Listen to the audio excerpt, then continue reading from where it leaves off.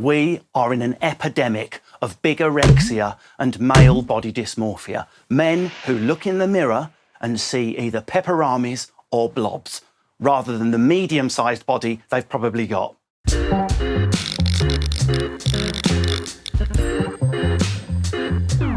I'm talking about men descending into the equivalent of anorexia, bigorexia, neuroses about the way we look, looking in the mirror and seeing what isn't you, going after an unrealistic goal that can ultimately damage your health.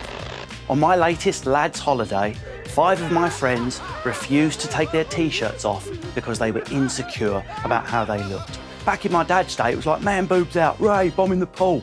Steroid usage, massively prevalent. Just look at the reality TV shows.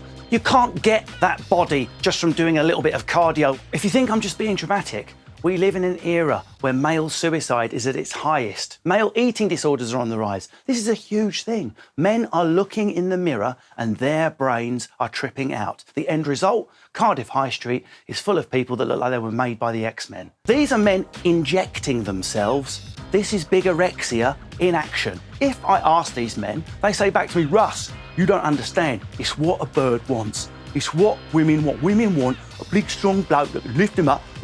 Sometimes they drop into Morse code. Dot, dot, dash, a dot, dot, dash, testosterone, dot, dot, dash. Meat, metal.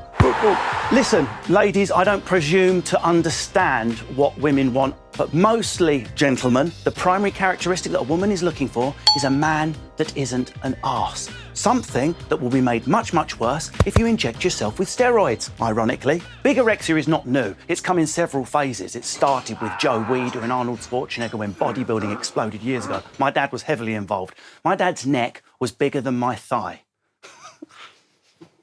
It's true, though.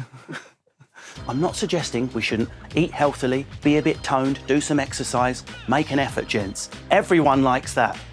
What I'm suggesting is, in our culture, it can be a bit of a turn-off to be a bit too perfect. I know it goes against everything we know about Darwinian evolution, but British people are not attracted to perfection.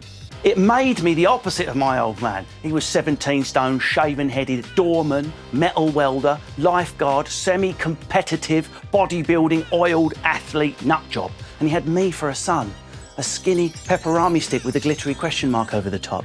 I quite like theatre, Daddy, but I do have a connection to this.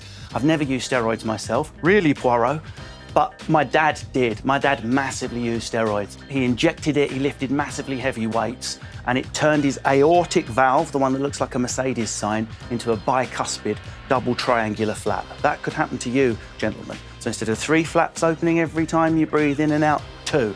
And over the years, it sticks, sticks, sticks, sticks. And if you make it to 60, you'll be lucky. That's what happened to my dad. Heart attack, boom, gone. Very sad.